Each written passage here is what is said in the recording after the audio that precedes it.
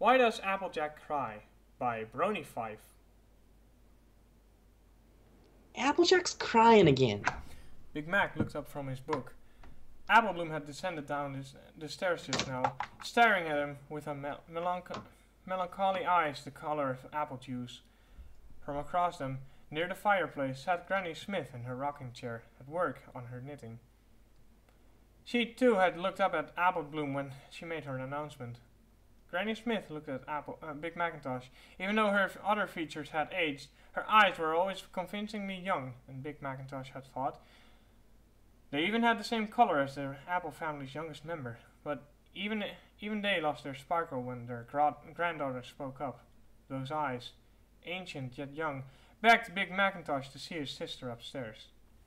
He put down his book and got up. Applebloom stepped aside as her big brother descended the stairs. At the top, he hesitated. He felt his little sister's and his grandmother's eyes, both the color of apple juice, both pleading with him, scanning him, urging him to continue. Slowly, Big Macintosh made his way to Applejack's room. He could hear the sobs even from where he stood, this mournful sound haunting the hall.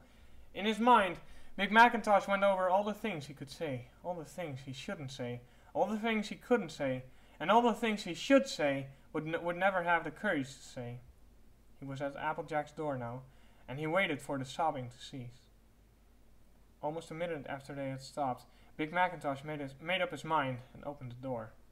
From where he stood, Applejack lay on her side on the bed, facing the wall away from him. The blonde mane and tail, usually tied into ponytails, have been left unattended to this evening, and just lie tousled around her body like a golden ocean tossed about. Although the sobbing had gone, it left shuddering emotions in her sides and its place.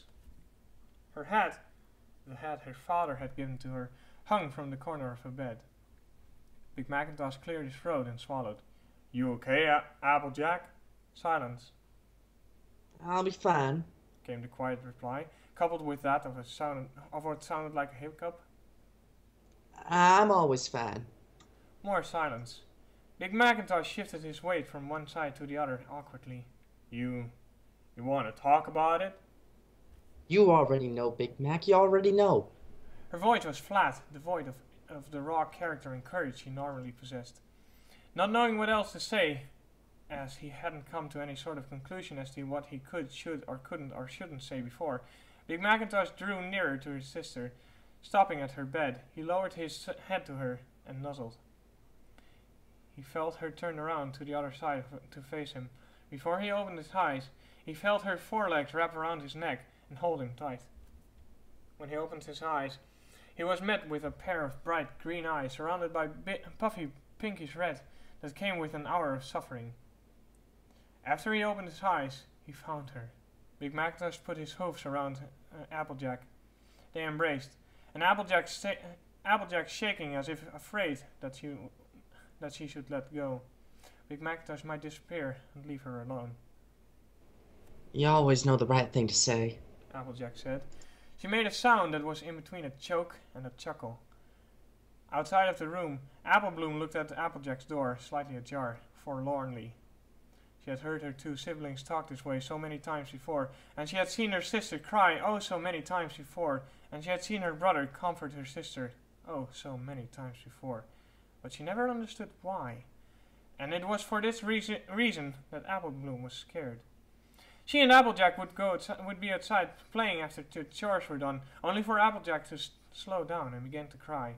They would be inside, and it would be Applejack's turn to help Applebloom with her homework, only for Applejack to break down completely. Applejack would be reading Applebloom a bedtime story, and Applebloom occasionally wondered if it was her fault. Had she said or done anything to make her sister upset? She would never cry around Big Macintosh or Granny Smith. It was only ever on certain occasions that she was with Applebloom. Whatever it was Applebloom had done, she wished she could take it all back, even if it meant her sister. If only it meant her sister could be smiling again. She felt a hoof touch her shoulder. Applebloom turned around and was met by her grandmother, who motioned for her to come back downstairs. Sitting down in her rocking chair, Granny Smith looked at her granddaughter, whose face was still etched with concern. Why does Applejack cry so much? She asked, innocently. Granny Smith had attempted to busy herself in her knitting, but she found she couldn't continue. She looked up at her granddaughter. She was so young, so innocent of the confusing, frustrating, and unfair, casual, cruel ways of the world. So beautiful. Granny Smith wished she'd never grown up. But it was time. It was time for Applebloom to grow a little older. It was time why she knew Applejack cries. It was a long time ago. Granny Smith began. Back when, well, you were too young at the time. You was still just a baby, being cared for and taught things, way of living. AJ and Big Mac were still kids. In fact, AJ was even littler than you.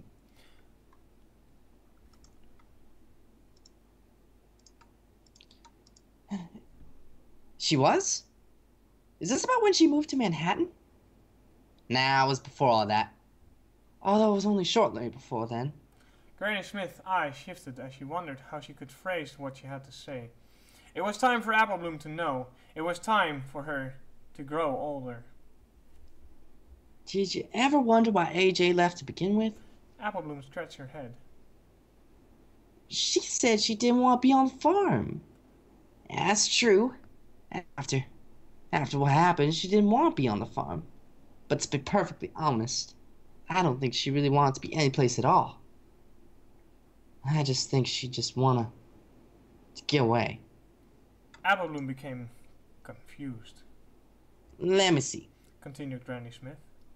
Before she left, AJ was greatly affected by something.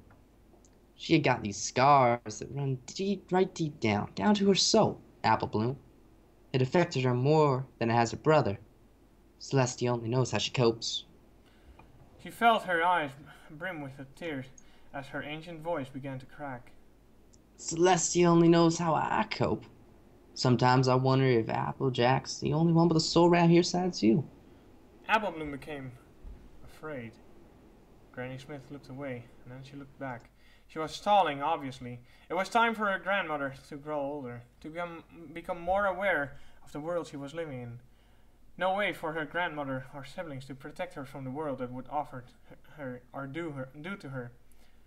She had to continue. She hated it, and no words could probably describe how much, but she had to continue. The fact is, Applebloom, the reason AJ left is because she couldn't cope. Cope? Cope with what? This was it. Time to grow older, Applebloom. AJ could not cope with your parents' deaths. Granny Smith let the words hang in the air as Applebloom's face became very hard to read. A child hardly understands the concept of death. More than half the reason that a naughty little colt would go out on his way to step on bugs. Even more than half of the reason a filly may capture a frog and forget to feed it until it dies. But it looked like Applebloom had suddenly lost something she didn't even realize she had. Applebloom had become a little older. I thought it was all just us. Applebloom stammered. Just you and me and Big Mac and AJ. I didn't know Every pony's got parents. Granny Smith stated sagely. Even I had parents. Hard to believe considering how old I am, but it's true. You had a ma and a pa, and they were the same as AJ and Big Mac's. They was good folks, and they're gone now. Some silence. Applebloom's heart became heavier and heavier. So heavy, Applebloom became afraid that it might cause her body to explode from the pressure. In a way, it did. Her tears began to flow. Granny Smith flew from her rocking chair, aching joints be damned, and held her little granddaughter. Her beautiful little granddaughter, who was no longer innocent, who had grown a little older that day. I never knew. Applebloom croaked. You didn't have to know. Granny Smith replied. They didn't live long enough to say just impact on your life, as they did ours. As long as we never forget them and keep them in our hearts, it'll hurt less and less every year.